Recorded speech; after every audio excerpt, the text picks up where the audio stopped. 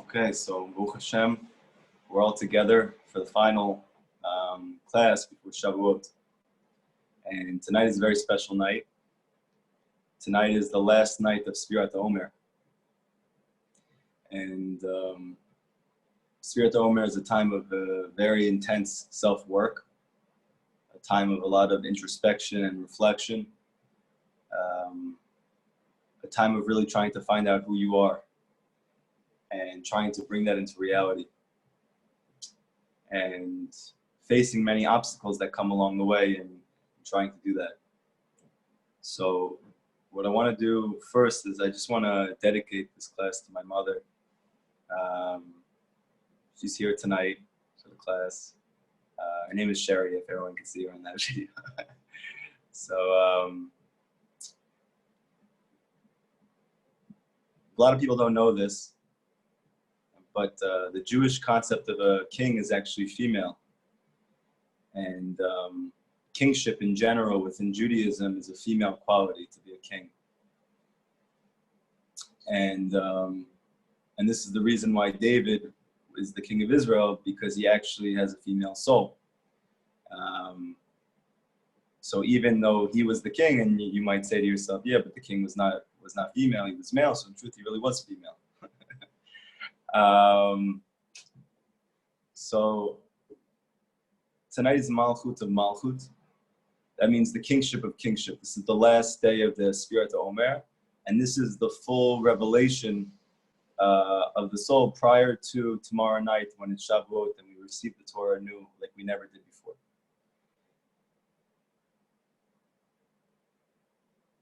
My mother's Hebrew name is Shoshana, and it means a rose. And while that sounds very beautiful, and it is, the Torah describes the Jewish people as Shoshana. The whole Jewish people is called Shoshana because they are beautiful like a rose, but that a rose, it grows between thorns. And when Moshe Rabbeinu and Moses was told by Hashem to take his people out of slavery, out of Egypt, sorry, one second.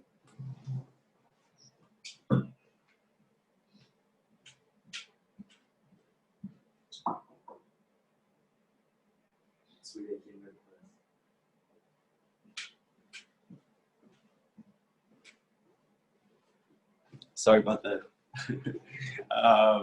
So Moshe had left Egypt a long time before that. And Hashem told Moshe to go back and save his brothers and sisters. And the imagery that was shown in the Torah is that Hashem appeared within a bush. It was a thorn bush. And the rabbis all wonder why in the most important moment in history, really, that Hashem is revealing himself to the Redeemer of the Jewish people, he does it in a thorn bush. And one of the answers that they give in the Midrash is the reason is because Hashem was telling Moshe that I'm with them in Egypt, meaning the Jewish people are suffering in slavery and you left to go find me, but I'm not out there. I'm with them in Egypt, suffering with them. And that's why he appeared in a thorn bush, because he was trying to say that despite the fact that it would look like the best way to find me is to go up on a mountain and to meditate or to disconnect from the world, Hashem was telling Moshe that, that just like the Jewish people are suffering in psychological and emotional and mental slavery, I'm with them. I'm not out anywhere else. So if you want to find me, you're going to have to go back and save your brothers and sisters, because then you'll find me. And this is the rose amongst thorns. In Shir Shirim, which we know is the holiest book in the entire Torah, which Shlomo Melech, David's son, wrote, and it sounds like a love song, actually. And it speaks about the Jewish people as a rose, as a Shoshana. And even though everybody wants to be a rose, because everybody wants to be beautiful, nobody really understands that to do so, you must grow amongst thorns. And that can often be very painful. I've gotten a lot from my mother. My mother is the daughter of a Holocaust survivor, the only one who survived from his family. And she was the final child who was born from them. And she had to grow up, and she had to grow up very quick. And she had to become very tough very early on in her life in order to survive someone who survived.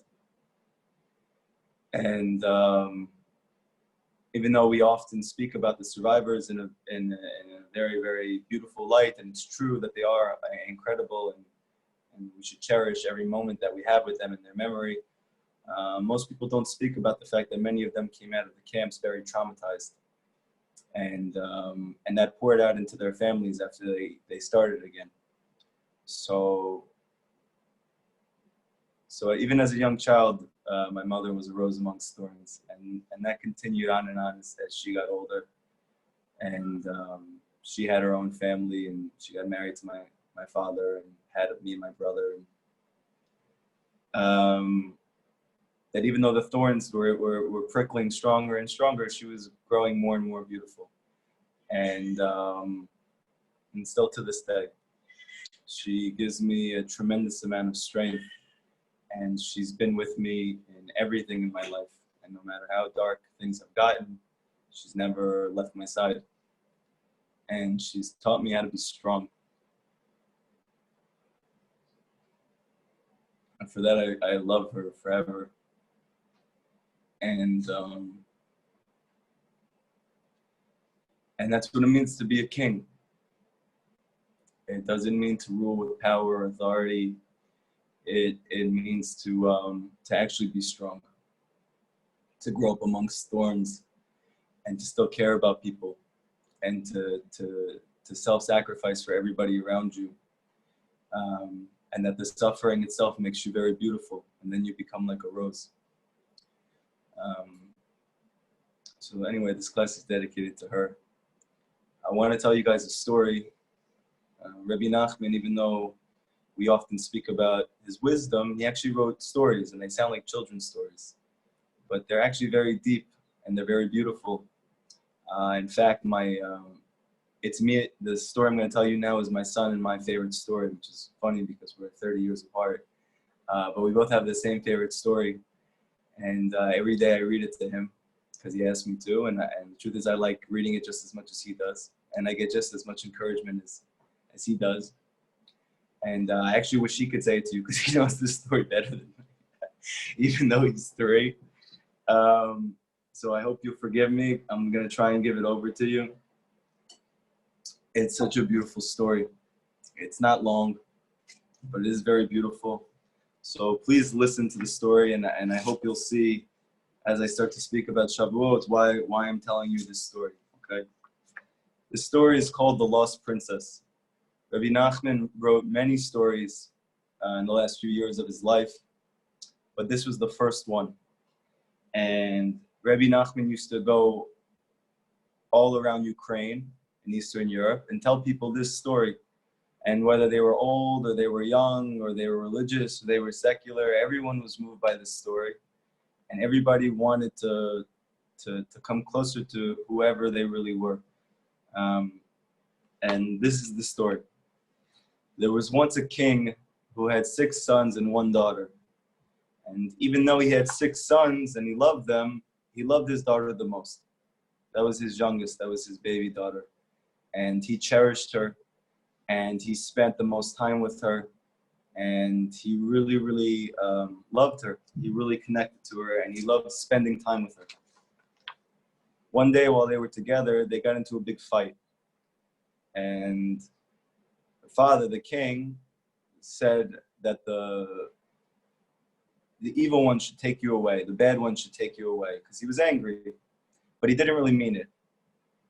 But what happened after that is she actually disappeared. And when everybody came the next day and the king came to go console her and to tell her that he was sorry about what had happened and he didn't mean it, his daughter wasn't there anymore. So he was very distressed. And all of his servants and all of the people who were in his kingdom came over to try and help him and to console him, and he couldn't be consoled because he loved his daughter so much and he didn't know where she was. So he had a viceroy. This was the person who was second in command to him, who loved his king and couldn't see his king in pain like this anymore. And he said, don't worry, I'm going to go find her. I just need you to give me some money, and I need you to give me a horse and a servant, and I'm going to look for her. No matter how long it takes, I'm going to find her. I'm going to bring her back to you. So he went.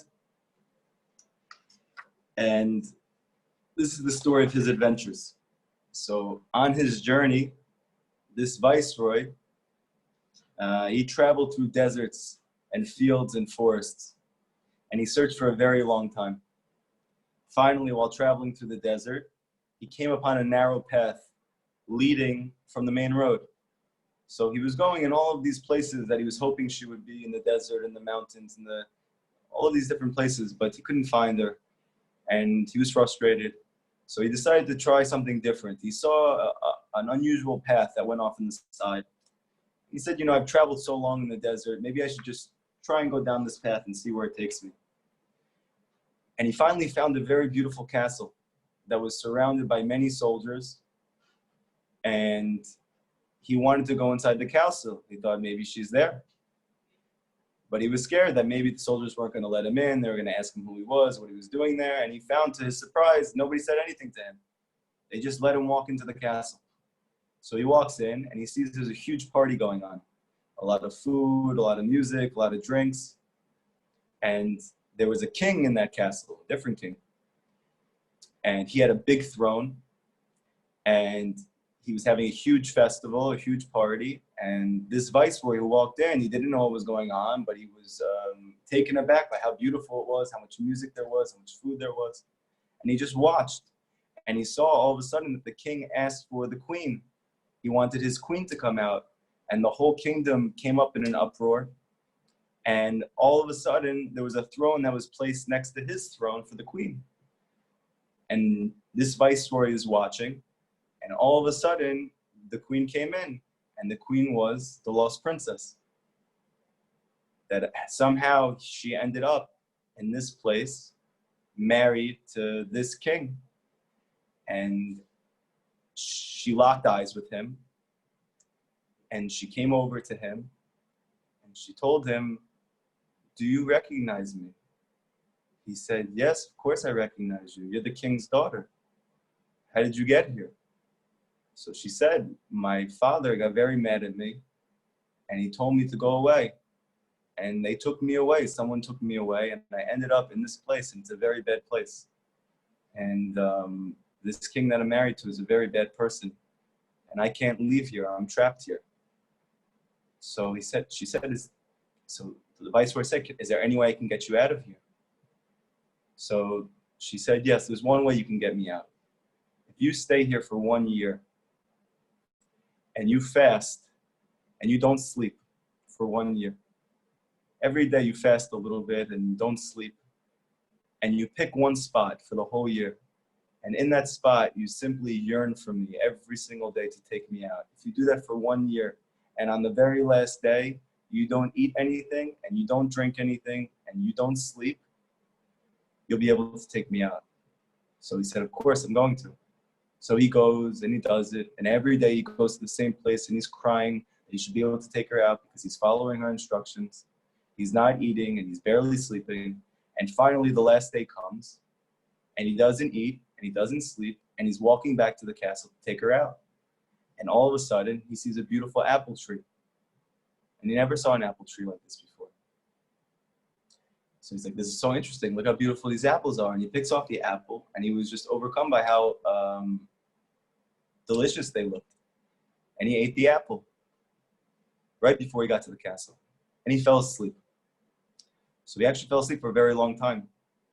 And his servant who was with him was waiting and trying to wake him up, and he couldn't wake up. So he was staying by him. And it was actually a few years before he woke up. And finally he woke up. And he told him, and the viceroy said, what happened to me? Where am I?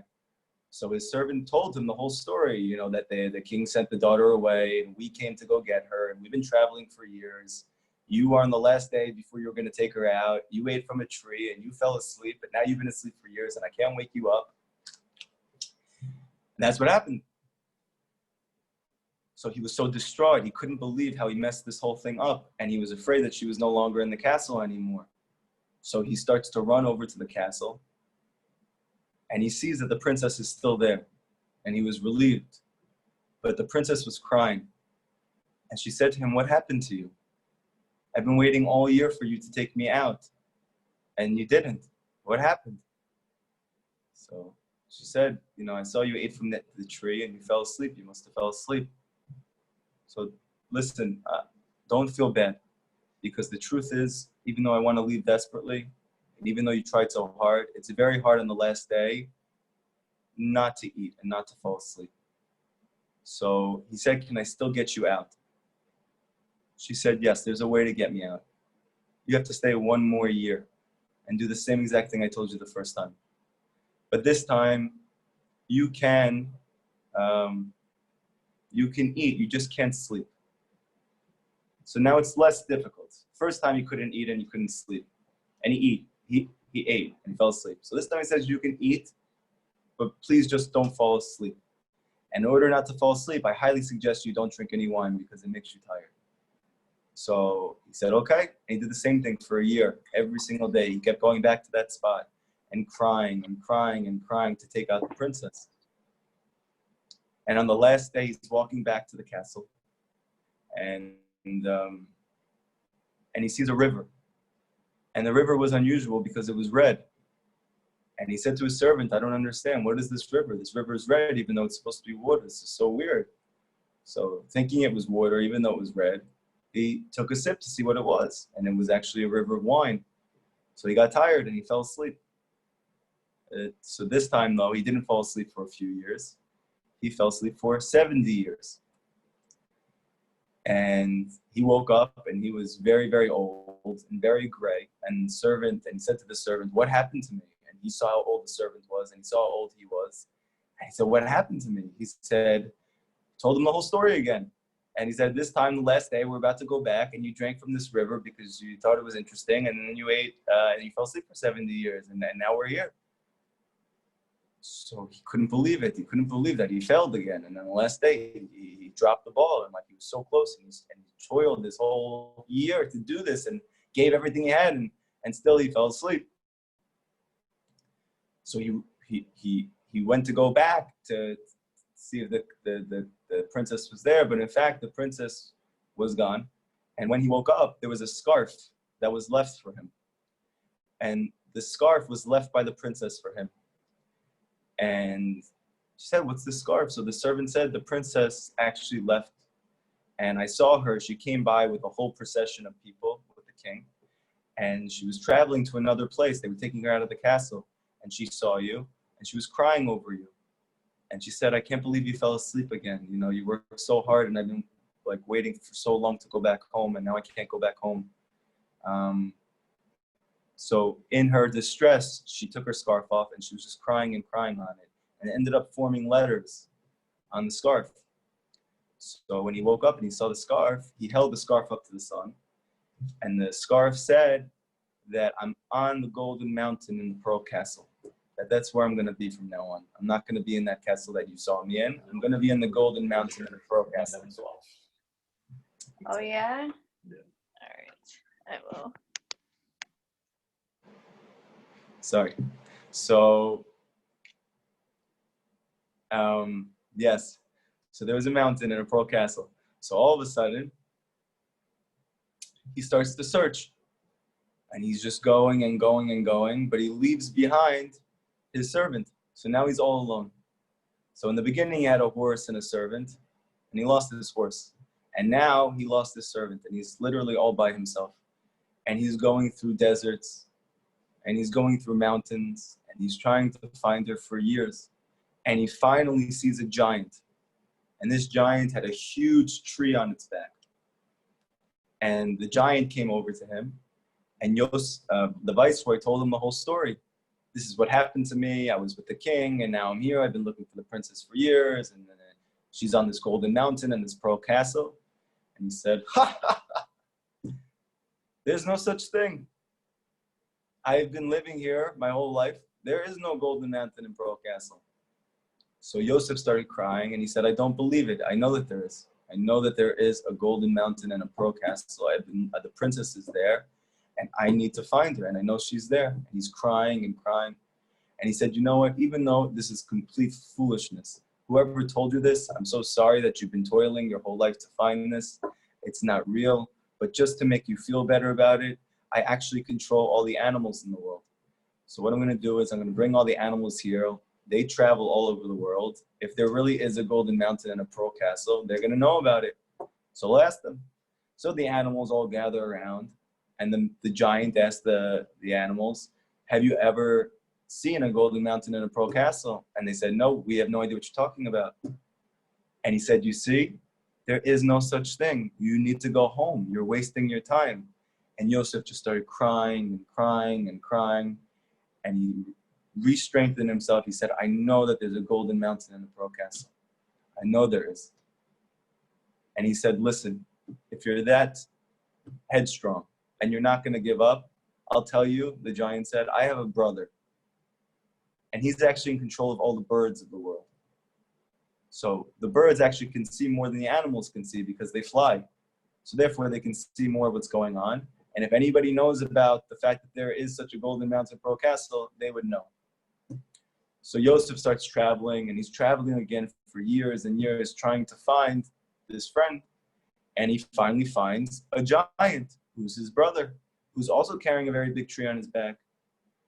And he tells him the whole story from the beginning of everything that happened. And he said, ha, fool, there's no golden mountain and pearl castle. I've been here my whole life. There's no such thing.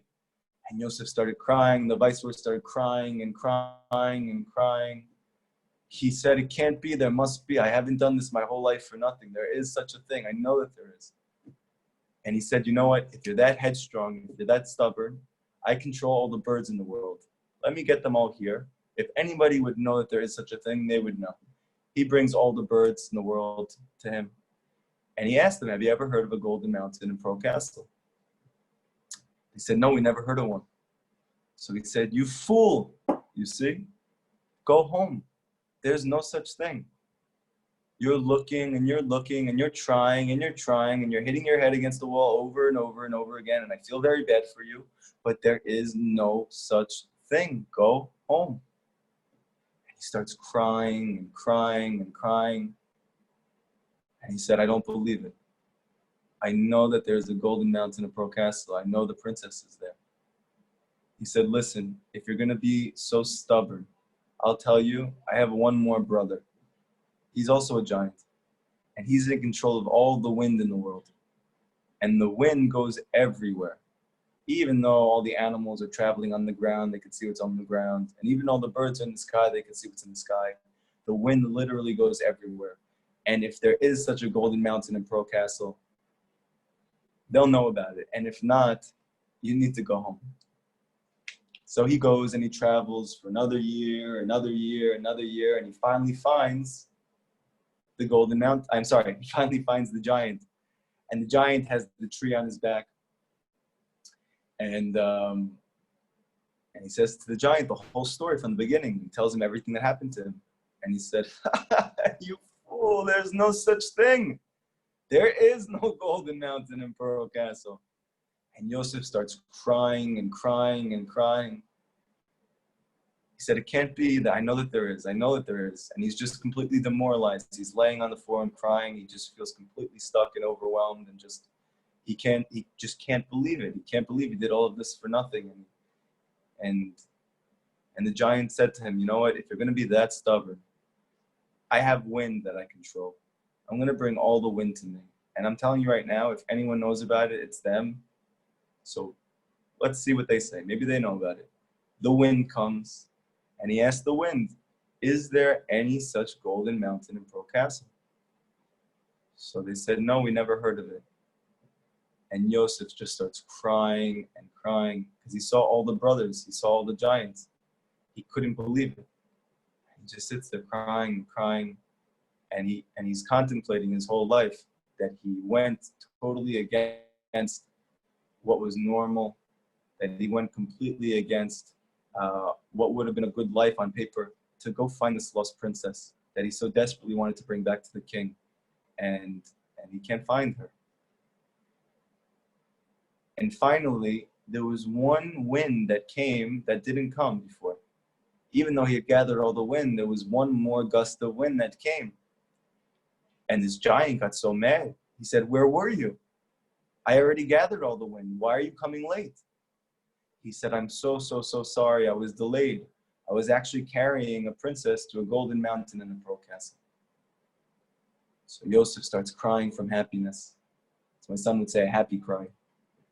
And he said, "You see, I knew that there was a golden mountain in a pearl castle. I know it exists. I knew it was there." So now the giant was intrigued, and he said to the wind, what's it like over there? What's valuable over there? So the wind said, "It's crazy. Everything is valuable over there." So he said to the wind, "Listen, I want you to take the viceroy, and to, just like you took the princess there, I want you to take the viceroy there and show him where it is." And he told the viceroy, "Listen to me. You don't have any money, and the place that you're going, everything is valuable. So therefore, you're going to need a lot of money. So I'm giving you a pouch with money in it, and good luck." So the wind picks him up, and he flies on the wind, and he gets to a gigantic gate. As he gets off, he goes to the gate. They don't let him in. They said, "There's no way you're getting in here." So he remembered that the giant gave him this giant pouch with money in it. So he took it out, and he gave it to the guards, and they let him in. He walks in, and he sees a beautiful, gigantic golden mountain and pearl castle. Rabbi Nachman didn't reveal the story. And he said that if I were to tell you the end of the story, then you would know how the Mashiach comes and brings redemption to the world. So you're just going to have to wait and find out.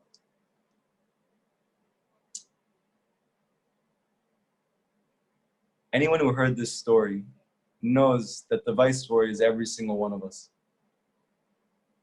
That they are that rose that has been traveling amongst thorns for many, many years and trying to look for something: happiness, peace, security, state of mind, fulfilling your dreams. Everyone's been looking for something. That's the lost princess. And constantly we're confronted with what looks like the reality that there is no such thing. And as the journey goes longer and longer, and you think it's going to get easier at some point, it actually is getting harder and harder. And those who are around you are actually making it difficult for you to find your lost princess. And you don't feel like it's ever going to end, but you don't give up because you just know she's there. And you don't know how to get to her, and you don't know how to find her, and you don't even know what she looks like maybe, but you know she exists.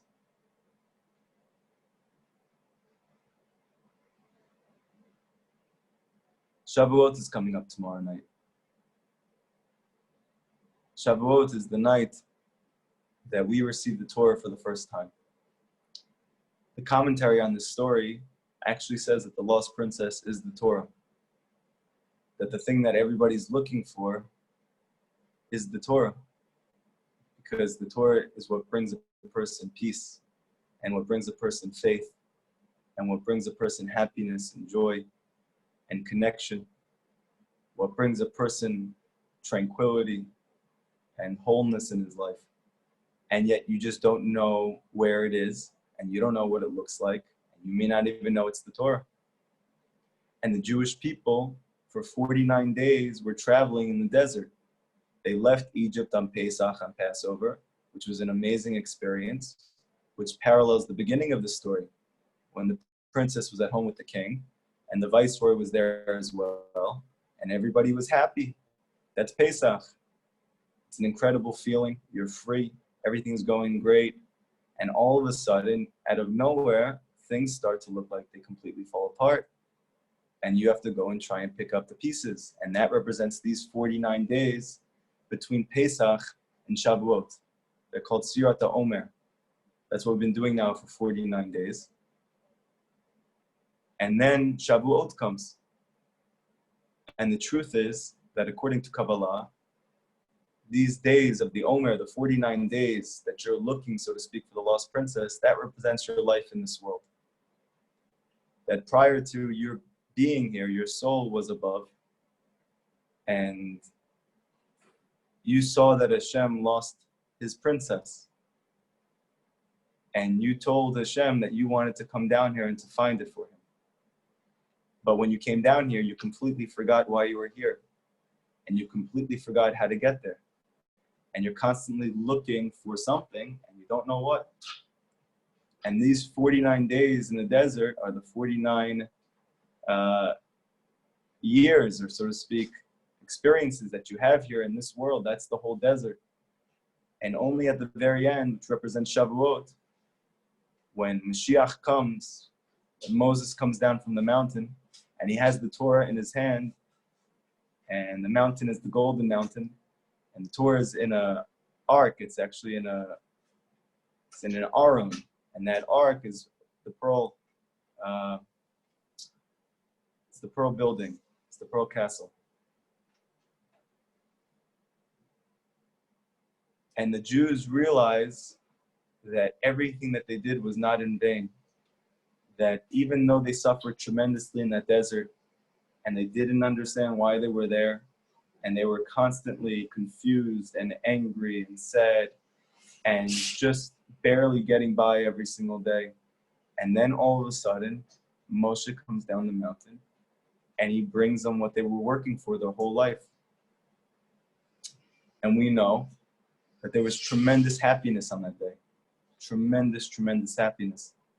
It says that when we got the Torah, that Hashem gave crowns to every single Jewish man, every Jewish woman received crowns.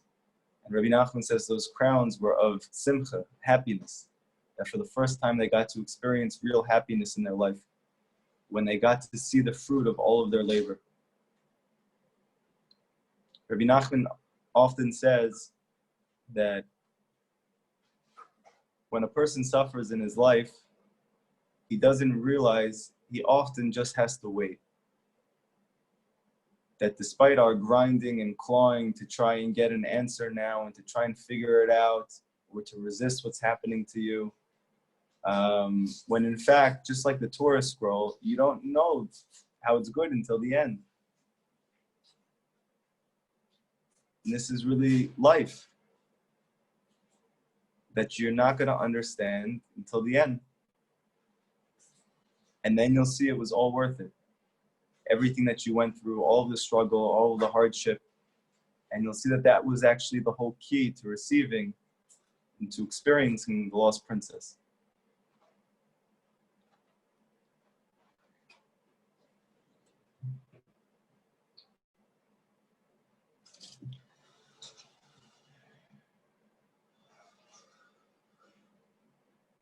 Shavuot is actually my favorite holiday. And even though it's not the most meaningful holiday to me, it is my favorite holiday. And on Shavuot, you get to eat and drink and learn and spend time with your family. And it's so beautiful. And it's such a happy day. And Rabbi Nachman and his followers, they didn't just learn the Torah all night, which they say you're supposed to stay up all night and to receive the Torah like you received it thousands of years ago, to see the lost princess again. But they used to dance. Like in between everything they learned, they would dance and they would sing, and they go back to learning and going dancing and singing and going back to learning. Because it's just such happiness on that day. And actually, King David was born on that day. He was born on Shavuot. And in fact, he's one of the few people in history that died on the same day he was born. So King David was born on Shavuot, and he passed away on Shavuot. So we know that David represents Malchut, what we spoke about in the beginning, kingship, the concept of female royalty, and that the king of the Jewish people has a female soul, David. And that David is born on Shavuot, and he passed away on Shavuot. So what's the connection between David and this holiday? And the answer is that that's why David is sent here, is to find the lost princess. And therefore, he's born on that day, because that's why he's born into the world.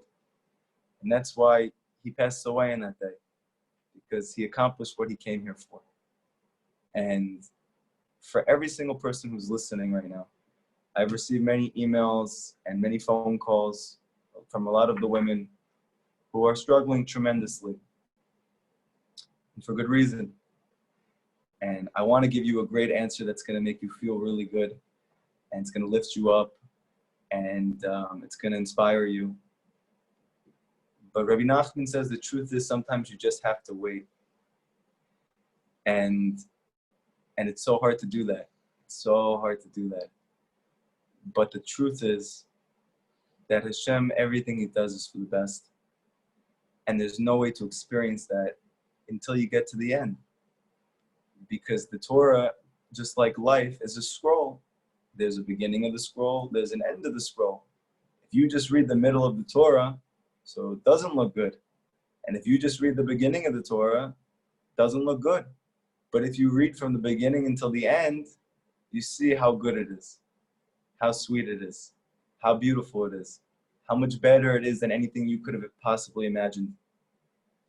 And for everyone who's here, just to know you're not alone.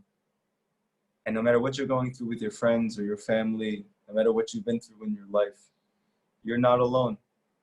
And every single one of us is that viceroy who's looking for that lost princess in their own way, who's going through mountains and deserts and forests and seemingly coming up empty over and over and over again.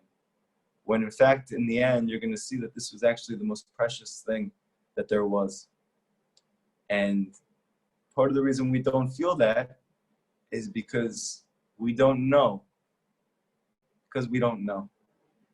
And like we've spoken about in the past, this world is actually not for knowing. This world is for believing.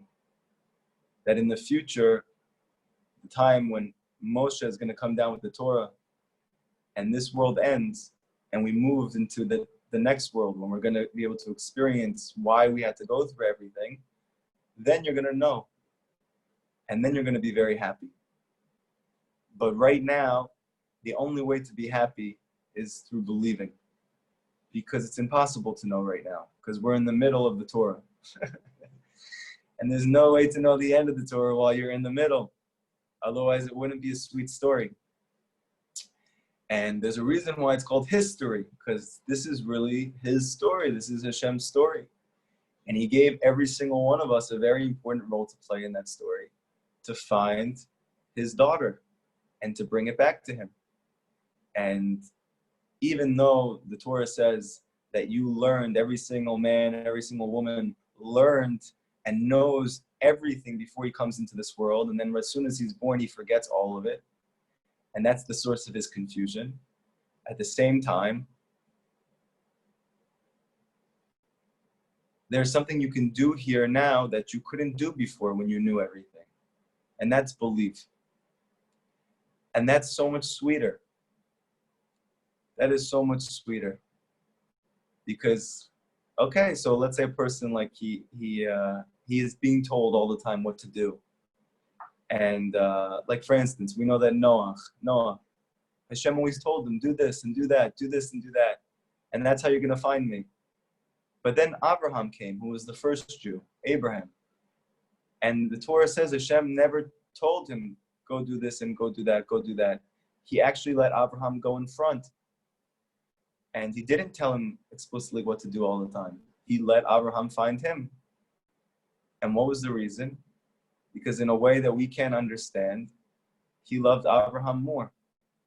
And because he loved him more, he wanted to give him the experience of looking without knowing.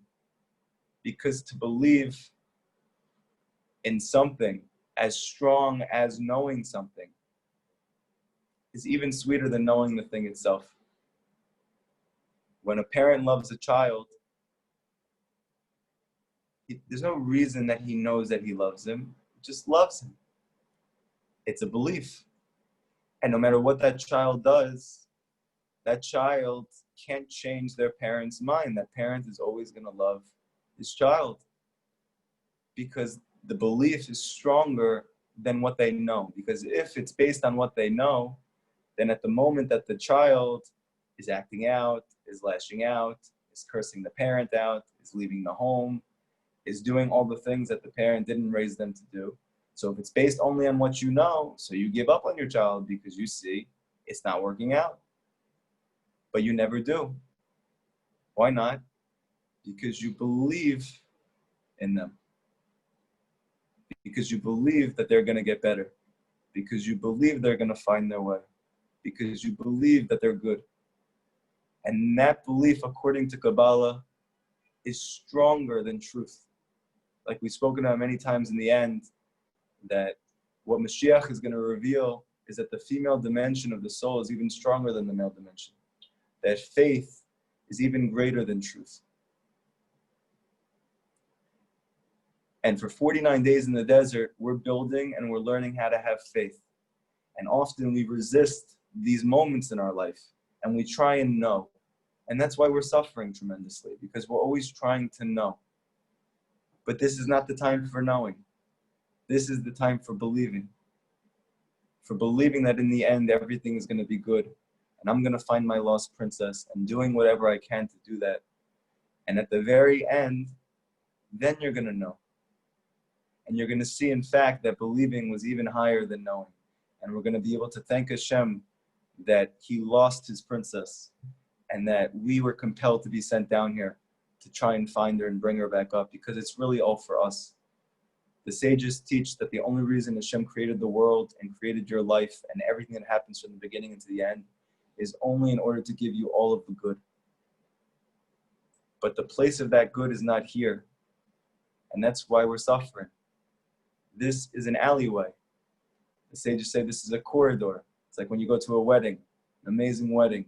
You get all dressed up and it's so sweet. And you put on your makeup and you put on your nice clothes for the first time in months. You listen to your favorite music and you're so excited to finally leave your house and to go out with your husband. And now you're going to the hall and all of a sudden you're putting your coat in the coat room. And all of a sudden you get stuck in the coat room. And you're saying to yourself, why aren't I happy here? Why aren't I happy in the coat room? And the answer is because you're not in the wedding. You're still stuck in the coat room. You need to go to the coat room, take off your coat to get to the wedding, but this is not the place that you're going to enjoy the wedding. That's then. This is now. Now is the time for you to trust me and to give me your coat. And at the end, I'll give you your coat back and you'll see why it was good for you. So this is my long way of trying to say to keep going, and not to resist life, but to believe in good and only look for the good and only follow the good, because it's the only thing that's real. There's nothing else that's real. And even if you see a giant who tells you to give up because there's no such thing, like every Baal Tshuva who's watching this, who has been told by many people, God doesn't exist, and you joined the cult, and you lost your mind, to know she does exist, the princess does exist, and no matter how many giants you're confronted with, and usually those giants are really mostly in your own mind, the main thing, like the Viceroy, is just no matter how many times you're crying, and no matter how many times you fall down, that you don't give up. And in the end, like tomorrow night, we're going to have Shavuot. And like at the end of your life, you're going to have Shavuot, when Hashem is going to reveal to you why everything had to happen to you like it happened to you, and how through what you did, you brought so much beauty and blessing and truth and happiness and peace, not just to yourself, not just to the Jewish people, but to the whole world. And not even just to the whole world, but to your parents and your great-grandparents and your great-great-grandparents who are all up above, who are looking over you, who are praying for you every day, who can't wait to see you again. You know, I was told when I went to go see, I was in Israel a few years ago, and I was told to go see someone, his name was the Rabbi. He's a very big tzaddik. The Biala Rebbe is a different form of Chassidus than Breslov, also very beautiful. And I was told to go speak to him. I had an amazing conversation with him. And I told him about my whole journey. He was listening, and he told me, David, you should know, you have a grandmother who's been praying for you for a very long time, that you should find your princess, that you should find your way back. And that's the only reason that you ever realize that Hashem exists, that you have a great-grandmother who's been praying for you for a very, very long time. Mother, he didn't say one of your grandparents. There's an aspect of a woman that doesn't give up. There's an aspect of every Jew that never gives up. There's a part of Mashiach that no matter what happens to him, he never gives up. And that's what wins in the end. And even though it's amongst thorns, and those thorns are on fire, and it's burning, and it's so hard, that those thorns and that thorn bush is never consumed by that fire. And that was what Hashem was telling Moshe. My people is where I am, because they're the strongest people in the world, and they're the most beautiful people in the world, and they're going to go through everything, and they're going to get through everything. And no matter how much that thorn bush is on fire, it's never going to be consumed. So please go to them and take them out, because then you're going to find me. Then you're going to find the lost princess. I'm with them. Does anybody have any questions from tonight's lesson? Or about Shavuot tomorrow night? And if you don't feel comfortable asking, you can type it in. If you don't want to show your face, you also don't have to. I'll say something very quick about Shavuot tomorrow, about a way to experience the day. The main thing is to be really, really happy. As the women who are here, you guys are the foundations of your home. You already know that. You know that when you guys are good, your family's good. You know that when you guys are not good, your family is a mess. And you are the rocks. You are the foundations, not just of your family, but of the world. And like the rabbis teach, the redemption depends on you. So part of the way is because you guys believe no matter what, that no matter what it looks like with the people around you, no matter what they're going through, that because you never give up, everyone makes it in the end. So tomorrow night is the night when you stop struggling, when you forget about all of it, when you forget about all of the deserts and the mountains and the thorns that you have had to go through, and that you just get to experience all the blessing as a result, all of the good, and not to worry about anything, just to be happy. So that's my best advice for you. Rabbi Nachman stressed all the time you should be very happy. On Shavuot, he said you should be really, really, really happy. Singing and dancing happy. Because in truth, this is a window into what's to come at the end of your life, that you're going to be able to see in the end it was all worth it, and that the lost princess is simply in the Golden Mountain and the Pearl Castle, and she's not in the coat room, and but you need to go through the coat room to get to the wedding hall. So this is what I would suggest to everybody. Tomorrow night, light those candles and enjoy the night, and no matter what happens, just be happy and don't worry about anything. Hashem loves that more than anything. The Baal Shem Tov taught, Rabbi Nachman taught, that what makes Hashem happier than anything is when his children are happy. And despite what you might perceive in life, that, you know, whether you've seen religious people before, or people are quote unquote religious, that they dress a certain way or they look a certain way, and because they're not happy, you think it means that Hashem doesn't want me to be happy. It's not true.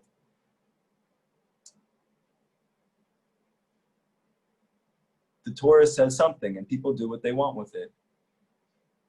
But the Torah says very clearly you should be happy. That Hashem loves when you're happy. So happiness is the key to all blessing. Happiness is the key to all growth. Happiness is the key to peace. So for Shavuot, these 2 days, if you're outside of the land of Israel, or the 1 day if you're in the land of Israel, forget about everything and just enjoy the day and just be happy. and you'll have a taste of what's to come at the end for you. Any questions before we sign off together? Looks like there's a question on the bottom here. I have not missed any of your lectures. Every time you give a lecture, I feel you are speaking to me. Every time I want to give up, your lectures keep me going. Thank you so much for your time. That helps us. Thank you.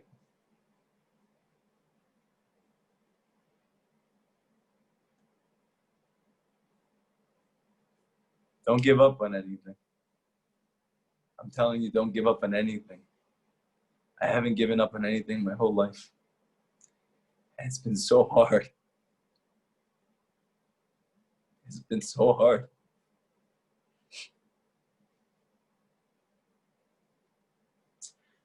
But it's so sweet. It's so sweet. And you're not alone. And there's people who have done this before, and there's people who are doing it now. And we are all going to get through this.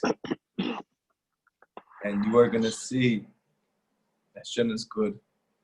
And you're going to see that everything was good.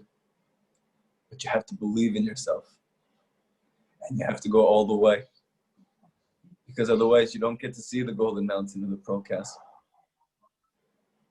Rabbi, question. Is it similar? Is it similar, the whole entire story and the whole entire situation worldwide, and the way the Torah teaches us that if you take a seed and you plant a seed, the first thing what happens to the seed, it gets rotten. It gets rotten. The hardship. It's hard. It's very difficult, and it even goes to the point that it smells. And then all of a sudden, there is a beautiful flower, beautiful thing starts growing and growing. But when we see the seed that it's getting rotten, you say you're looking, it's physically getting rotten. You say, what's going on? It smells getting rotten, and it's really, you could see something getting rotten. But then all of a sudden, something beautiful comes out of it. Isn't it the same view of our lives and what's happening today in the world? It's exactly like that. It's exactly like that. The reason why she's called Shoshana, why the Jewish people are called the rose, is because that's how the rose is born. It's born as a seed, and it decomposes, and it does rot to the point of almost self-extinction. And at the moment that it looks like it's not going to go any longer, just like the viceroy, at the moment that it looked like he was done, a beautiful flower shot out. And I'll tell you that while on this journey and going through deserts and mountains and all of the other things, after I became Al Tshuva, and really the only thing that was keeping me going was Rabbi Nachman's teachings. And I was just praying every day that he should show me that he's good, not just that I should believe it, so I can experience it, even though I know in my heart it's real, but I need help. I need a sign, I need something. Please show me something. If you just show me you're with me, I'll continue on this path. I'll keep going no matter what. And if not, I just can't do it anymore. The next day I got a text from my mother, and she sent me a picture of a plant that's in our house that I grew up in. And that plant never grew anything. I didn't even know it grew. I thought it was a fake plant. I thought it was like not real dirt, because there's never a plant that grew out of it, but my mom always kept it in the house. And for like 10 years, I don't know how many years we had it, but I didn't even know it was capable of growing a plant, flower. My mom likes to plant a lot, she gardens a lot, and she loves flowers. So anyway, the next day after I had this very heartfelt prayer to Hashem, and I was crying just to show me that he was with me. The next day I got that text from my mother, and it was a bud that was blooming from that pot. And I just started crying, because of literally what you just said, because the Torah describes that the Jewish life is like that. And not only that, I found out that day that my wife was pregnant with our first son. And it's all worth it in the end. So just what the rabbi, it's interesting. We know Moshe Rabbeinu prayed so much, right? And prayed and prayed and prayed to get the Eretz Yisrael. And we said that, Hashem told him, please stop praying because enough is enough, and then he stopped praying. We know the energies, the frequencies that of our prayers do not get lost in this universe. They actually, get stored somewhere, right? So isn't it correct or true that just to, tighten what you said, is that those prayers are the hardship, the time for Jewish people now, those are the prayers right now actually helping all Klal Israel to get where they need to get. This is the bank of the prayers. 100%. Rabbi Nachman says there's not one letter that leaves your mouth that's forgotten. There's not one letter that you speak to Hashem that's not precious to him. There's not one moan or one groan or one tear. There is, he keeps all of it very well. It's interesting, there's a mitzvah that's called the Karat Tov, that you need to be grateful for everything that everybody does for you. In fact, Moshe Rabbeinu, who went to go save us before he did, so he went to go tell his father-in-law that he was leaving Midian to go to Egypt to save his brothers. And why did he stop on the way? Hashem told him, go save your brothers. They've been suffering for over 200 years. And he said, I'm not going to go until my father-in-law gives me permission. So what's the reason that the rabbis explain that he would need to go back, even though there's so many people's lives were at stake? And it was what he was yearning to do his whole life. And the answer is because his father-in-law took him in when he didn't have to. And for Moshe to be grateful to the people who have helped you in your life couldn't go unappreciated. And even the redemption of the Jewish people couldn't take precedence over showing gratitude to that person. In fact, that itself is very redemptive thinking. And we know that the rabbis teach that Hashem keeps his own Torah, meaning that whatever Moshe did, Hashem does the same thing. So if we are required to remember every good thing that people do for us and to be grateful for it, and to really, truly appreciate it, not just, oh, right, that was very nice, and thank you for that, and forget about it, but to really meditate on it and to give something back and to thank for it, how much Hashem must remember every single thing that we do for him to try and be close, to try and overcome our difficulties, to try and remove the skeletons from our closet and to find peace in our life. How much he must keep all of those things and how precious they must be to him. Just to know nothing gets forgotten. Even though in this world we forget, Hashem doesn't forget anything. And we'll get to see. We're going to get to see. Anybody else? Any of the women here? Do you guys have any questions? There's a question on the bottom. 1 second. I read in the book in Forest Fields that we have to concentrate on one problem that we have and keep praying and begging Hashem for that help in that area. So how can I keep asking for the same thing for the whole hour? It's very hard. It's very hard to do it. I don't do that because that's too hard for me, okay? What I do is I first thank for everything in my life. Because before I thank for all the good things in my life, I can't think clearly. And this is a good practice, that before you ask for anything, you first thank for everything in your life. Also the good, meaning the good that's obvious to you, and even what looks like not good, that my family member is sick, that I am struggling, that this say, not thank you like I'm enjoying this, don't lie, and not that you're suffering, but to say to Hashem, thank you that you believe in me, that you feel that I'm strong enough to go through this, and I hope one day you're going to let me see why. That's a real prayer. That's honest. and just to be honest and to speak to Hashem like he's your best friend. Rabbi Nachman says you shouldn't be speaking to him like he's an authority. You should be speaking to him like he's literally your best friend, and your best friend happens to control the world. So what would you ask him for? What would you tell him? You know, hey, how are you doing today? What's going on for you? What's it like up there running the whole world?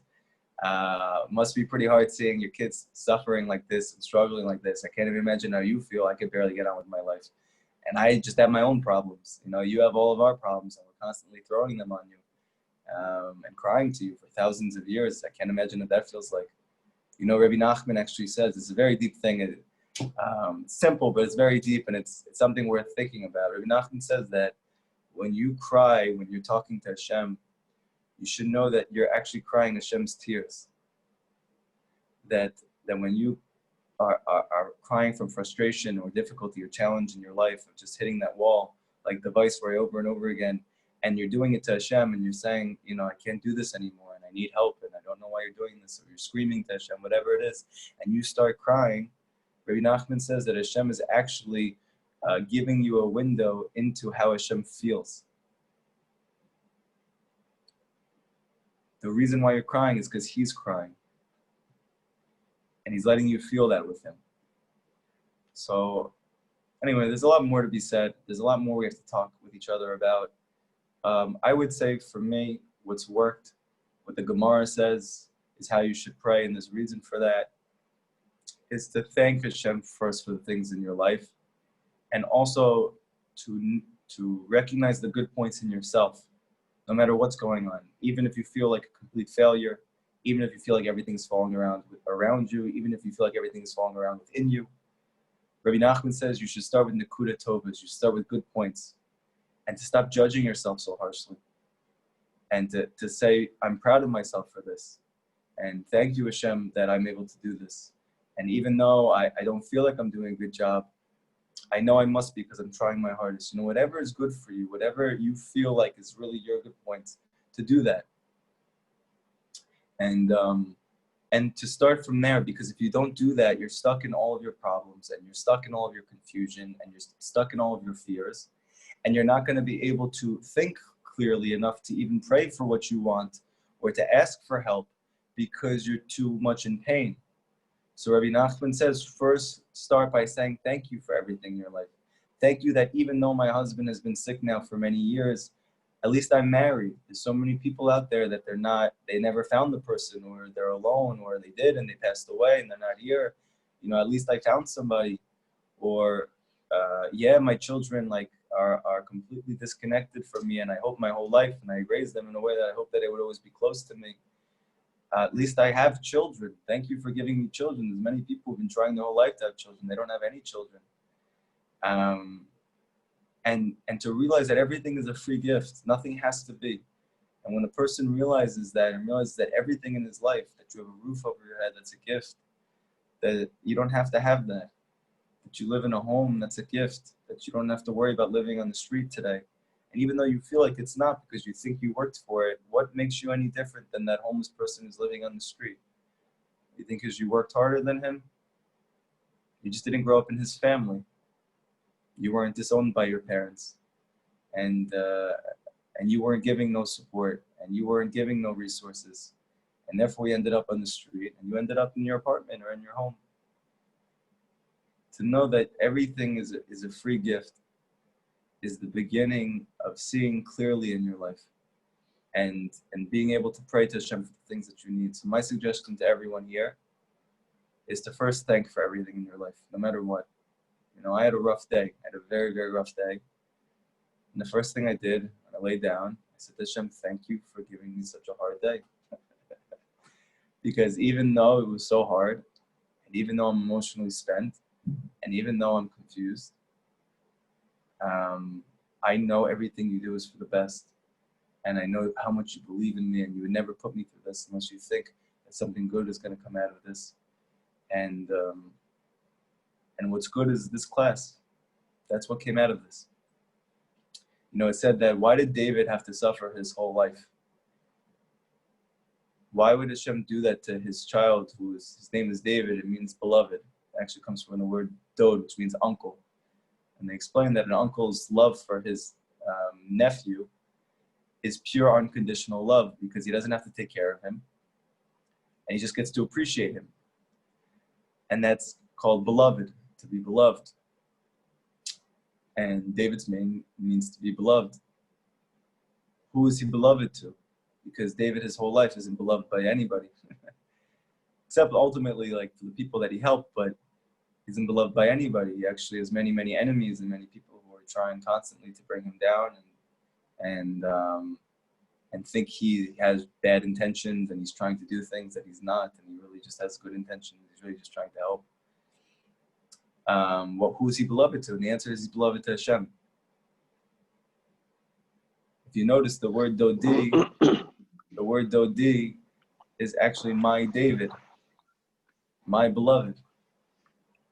So Hashem is speaking about David. Every Jew, you're beloved to me. So the question is, why did he have to suffer so much then? And the answer is so he can write the book called Tehillim. So that he could pour his heart out from all of his difficulties and trials and tribulations, because that was going to be the only thing that would get the Jewish people through thousands of years of exile and holocausts and inquisitions and suffering, is those simple Jewish women who are reading Tehillim every day and crying their heart out. And that's the only reason we're saved in the end. Because David wrote that book. How did David get to write that book? Because he went through all of that. And Rabbi, question. yes. Question. Yes. So we know it's Anilo Dodi Vedodili, but isn't it that we know for a person, this was the tikkun that we're doing to appreciate the tikkun of Adam Arishon. That was the original sin of not appreciating. So this is how we could connect to HaKadosh Baruch Hu by mitaken, the tikkun of Adam Arishon, because that was the original sin. Yep. Yes, that was the original issue. And my rabbi who passed away is Neshama should have an aliyah. He spoke about this more than anything. And I actually learned how to be grateful from him. Even though I learned from Rabbi Nachman what it sounds like, I actually got to see from him what it looks like. And he was grateful for everything. Wow, it was crazy. Literally everything. Every day he came over to the person who got him celery. That was all he would eat during the day, because he didn't want to eat and take time away from trying to help people and trying to teach and praying. And so he just ate celery during the day. And whenever got him the celery, at the end of the day, he would tell him, "Thank you so much. You don't know how much you mean to me, and I appreciate you so much that you got me the celery." Everybody was like, "What are you talking about? I didn't do anything for you." And he used to tell me, to be Jewish means to be thankful for everything. The word Jewish actually comes from the word Yehuda, which we're called Yehudi. Like when we were in the Holocaust, we had a star that was strapped onto our shirts, or onto our vests, and it said Yehudi on it. And what does it mean? It comes from the word hod, or hodu, to be thankful, to be grateful, to appreciate, to recognize. That's what we're called. We're called grateful, thankful people. That's what makes us Jewish. So I would start by saying thank you for everything. And then I would talk about the things that you're struggling with and ask for help. And don't give up on what you're praying for. And like the Rabbi Levi, I believe his name is, who came on, has been asking beautiful questions. So every prayer makes its mark. Rabbi Nachman says every single word that leaves your mouth makes a huge impression on all of existence. And even though you don't see it, it's just because there's a building that's being built through those prayers. Many people don't realize that the Beit HaMikdash that we're all waiting for, that we know that the last time we had peace in the world was when there was this building, which we don't have it now, and we've been praying for thousands of years to have back. How is it built? So the Rambam says we're going to build it. We're going to physically go and build it. And Rashi says Hashem's going to build it. So Rabbi Nachman says it's both. That Hashem's going to build it with your prayers. Meaning every single time that you pray for anything from your heart, you're actually creating another brick in that building, or planting another flower in that field, and you don't even know that field exists. And everybody is planting those flowers in that field and doesn't even know they're doing it every single time that they pray to Hashem and talk to Him and tell Him about what's going on in their life. When they speak to Him like He's their best friend. And every single word is making another flower in that field, another brick in that building. And on Shavuot, tomorrow night, we get a chance to see that we built a whole entire field of flowers, and we built a whole entire building of bricks, and that the Torah that Moshe is going to bring down to us, that Mashiach is going to bring us, is actually all of our prayers. So can we say in this shiur, "Ve'achavta lerecha kamocha," love your neighbor like yourself, and by us in Shavuot, not only praying for ourselves, but once we pray for others, so Hashem could make it midah kanegid midah for us, because midah kanegid midah comes from Hashem to people, right. not from people to people. So right. once you pray for others, so Hashem will answer your prayers. 100%. The Gemara says very clearly that the person who prays for another person, he gets answered with that thing. And the reason is not because it's like a trick. It's not a game. It's not like, okay, let me pray for this person so I get it. But it's because you actually care more about that person and their sorrows than your own. If you can get yourself to that point that you could truthfully pray for a person in that way, you get it first because that's the whole purpose of your being created, to get to a point that you're so selfless, that you get to a point that you care so much about people and you care so much about creation that you're willing to spend time praying for them even though they don't even know about it, and to pour your heart out for that person or for that thing. And Hashem gives it to you. And you should know that Rabbi Nachman says in the Likutei Moharan, what does it mean the whole world is created for? The rabbis say that whoever is listening to this class, the Torah teaches that the whole world and everything in it from the beginning of the end was created just for you. So that's a very beautiful and very powerful statement, and it's hard to understand what that even means. So Rabbi Nachman says it means that it's created for you. That means that you're responsible for it. That's what it means it was created for you, that you're responsible for it. So that sounds like a lot. How can you be responsible for the whole world and everything that goes on in it? So Rabbi Nachman says you're responsible to pray for whatever you see is lacking in the world. If you see a person suffering, you can't just walk by and forget about it. You have to go home and you have to pray for that person. If you see that a family member is suffering, you can't just forget about it or just chalk it up to this is going to get figured out. Rabbi Nachman says if you see anybody or anything that's lacking in the world, it's your job. Hashem created the whole world just so you can pray for that lacking and to fill those lackings and to plant those flowers. So with this, we're going to end. I have a question. I'm so sorry. Oh, yeah, go ahead. That always happens. Whenever I'm going to end. I know. I'm sorry. Okay, you're talking about reading the Tehillim, right? In the past, I used to read in English, and it really would touch me. I would be in tears and stuff. I'd understand, and I would relate to what I was going through that one chapter that I would pick, just like your lectures. It's unbelievable. Thank you so much for your time. So last year, I self-taught how to read Hebrew. Thank God, and I started to read more and more, and I'm better and faster, but I don't understand what I read. So when I read the Tehillim, I don't connect as much with it. Would I rather read it in English and understand it, or keep it in Hebrew and just read it? Good question. So the Shulchan Aruch, which is literally how to live your life according to the Torah, says very explicitly there, and this is a law, this isn't just a piece of advice, that it's better to say a little bit and mean it than to say a lot and not to mean it.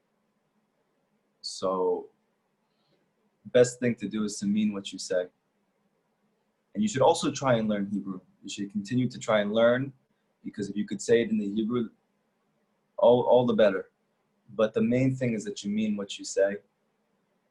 And these women that have been praying for thousands of years, saying Tehillim and crying over it and keeping us going, they knew what they were saying. We are the first generation that doesn't know what it says, and we're still trying, and that's so beautiful.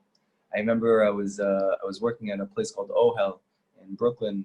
It's it's a mental health facility. They work with people who have different disabilities.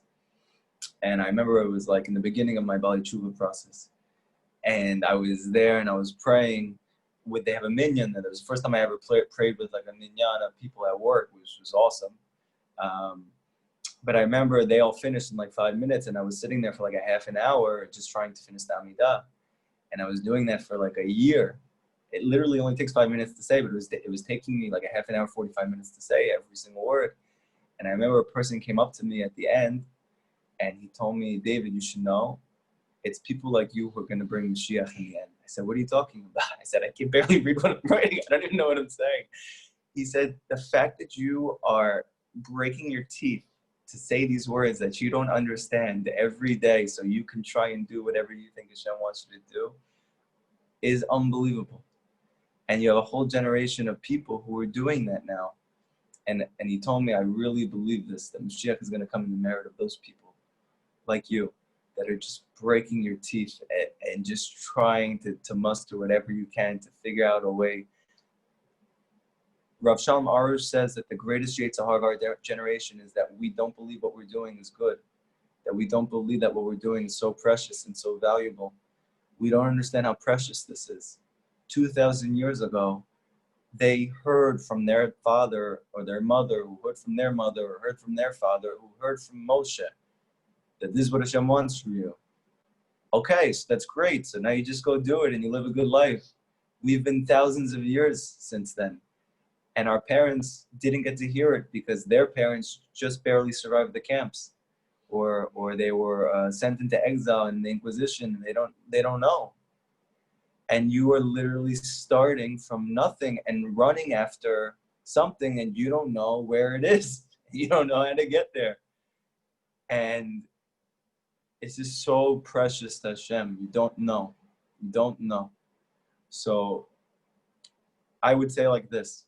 Make sure you don't lose out on saying it in the way that you understand it, because that is what Hashem wants. He wants you to mean what you say, because he only cares about the truth.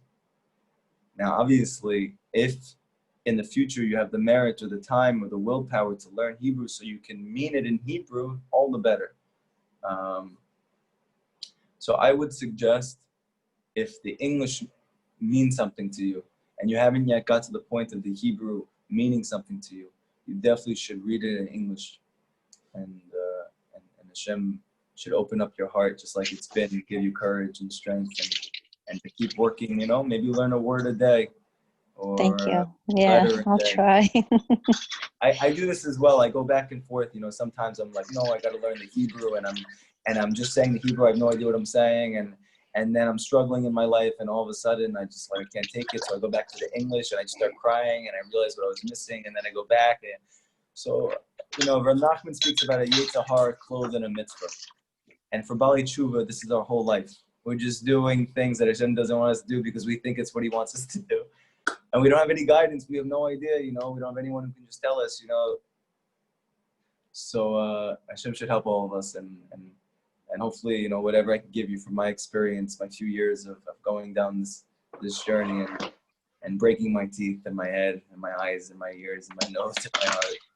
And just to try and give over the best of what I can. And I'll just tell you, it says in the Shulchan Aruch that it's better to say a little bit and mean it than to say a lot and not to. So you have Rabbi, I'm so sorry. Go ahead. I posted a private question to you. I don't know if you have time to answer, sorry, or maybe next time. No. Next time it's fine. We have 5 more minutes. I'm gonna look. Okay. What if I'm failing even more and discovering more and more with this personal prayer that I'm lacking so much? Oh, wow. Is that you? I'm not going to say your name, but I need to know if that's you because I want to answer the right question. Yes, that's me. Okay. So you and me both. We're in the same boat. This is actually part of Hibodadu. is realizing what you have in a way you didn't realize before, and also realizing what you don't have in a way you didn't realize before. Because what Hashem wants from us is to make space for Him. What happens in life is when you have a million things going on in your life, you're trying to be a wife, you're trying to be a mother, you're trying to be a boss or a worker, you're trying to be a friend, you're trying to be a family member, you're trying to do so many different things. So you don't have time to need anything or to have space to need anything because you're busy doing everything. Part of that personal time that you have every day, that hour that you talk to Hashem, you're making space for Him in your life. Rav Nachman says, even if you go there and you can't say a word, even that is so precious to Hashem because you made space for Him in your life. And He wants to hear from you. And it's okay to feel lacking from that. But know the difference, because this is a very, very important point. There's a very big difference from a broken heart and from being depressed. The Torah says it's very good to have a broken heart. But Rabbi Nachman says the worst thing that you can do to yourself is allow yourself to get depressed. Because it's not holy. It's not what Hashem wants. Hashem never wants His children to be depressed at all. He wants you to be happy. So what is the difference between a broken heart and being depressed? A broken heart comes from faith. A broken heart comes from yearning for something better in your life. A broken heart comes from yearning for things that you don't have, that you want to have, that you know would be good for you. You don't have them, but you want them. That's a broken heart. But depression comes from despair. And despair comes from not believing things can get better or will get better. And there's no place for that in life. I have lived like that my whole life. And it caused me to get electric shock therapy, and to be in a psych ward, and to be on countless medications, and to see literally tens and tens of psychiatrists and therapists my whole life. There is no place for despair. Rav Nachman said it doesn't even exist. It doesn't exist. So if you're feeling despair, like my mom used to do to me, go get some cold water and pour it on your face. Scream. There's no such thing as despair in the world. There's no such thing as despair in the world. There's no such thing. And if things are not working out, it's not because they can't work out or they won't work out. It's because they're not right now. But to hope and to believe that they will, because that's the only thing that's real. There's no such thing as despair in the world. It doesn't exist. When you are doing your hibodedut, don't do hibodedut from despair. Do it from a broken heart. As time goes on, we'll be able to try and work through and to teach what the difference is. It's such an important difference. But a simple sign is if your tears are coming from despair, meaning thinking that this is never going to get better and I'm stuck and I'm done, that's not what Hashem wants. That's not what He's looking for, and that's actually going to take you away from everything that's good in your life. He likes a broken heart, meaning He likes a person who comes to Him and says, I'm lacking a lot in my life, but I hope and I pray that you can give me those things because I believe and I need help. I need help. That's a broken heart. And you're going to see that those prayers are answered eventually. However, Rabbi Nachman says the more precious, the more beautiful, the more important thing that you want is that you're praying for, the more you have to pray for that thing. Because to the degree that you desire something that's good, to that degree you need to want that thing that's good. And the only thing that increases your want for that thing is to ask for it. Like for instance, let's say you want to get married, you're not married yet. So, and you want so desperately as a girl, you want to get married, your whole life you wanted to get married, and you don't know why. You're 30 years old or 35 years old and you're still not there yet. What's wrong with me? I'm a good person, and like, you know, I have so much to offer and I want that so bad. And the Torah says, it's great to get married. So how can it be that Hashem wants me to get married, I want to get married, and I'm not married? And the answer is Because the person you're going to marry and the experience that you're going to have when you get married is the most beautiful thing. And it's the most precious thing. And because it's so precious, Hashem wants you to want it as good as it is, as good as it's going to be. Why is Hashem doing that? Because He wants you to enjoy it when you get it. You know, a person who grows up poor and he ends up succeeding in his life, he is so much happier and he feels so much more joy and preciousness from that than a person who grew up having everything. It's a fact. So for us, when we're struggling for something, part of the reason Hashem is causing us to go through times that we don't have it, even though we know He wants it for us, and even though we want it for us, is because He wants so badly to give it to you, but because what He's going to give to you is so good, He wants it to be so sweet for you. And the only way it's going to be sweet for you is to increase your will for that thing through your prayers. And the more that you speak to Him about the thing that you want, the more you're going to want that thing. And the more you're going to want that thing, then when you finally get it, the sweeter it's really going to be. We have many examples of this in the Torah, especially from Jewish women, that they prayed for children. They couldn't have children. They were barren. And Hashem didn't give them children their whole life.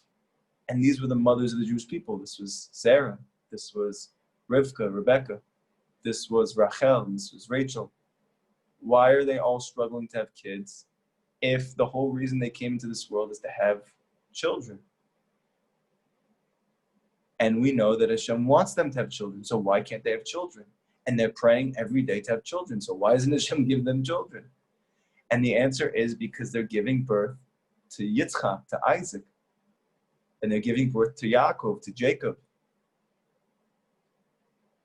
They're giving birth to the greatest children, the most important people who would ever live.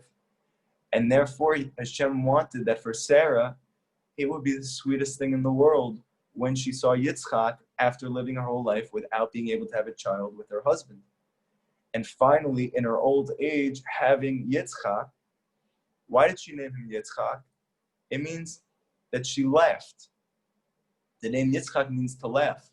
Sarah just couldn't believe. She was so happy that she had a child, and she couldn't believe it after 90 years of praying for it, that she was just so happy she named her kid Laughter.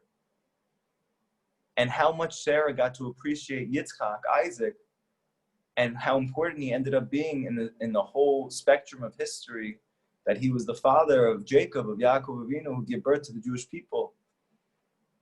And we're only existing because of him. So this is the main thing that we should come away with, okay? That if you want something, and you know that the Torah says Hashem wants it also, and you're praying for it, the reason Rabbi Nachman says you haven't gotten it yet is not because Hashem doesn't want it for you. It's not because you should stop praying for it. It's because Hashem wants you to really enjoy it when you get it.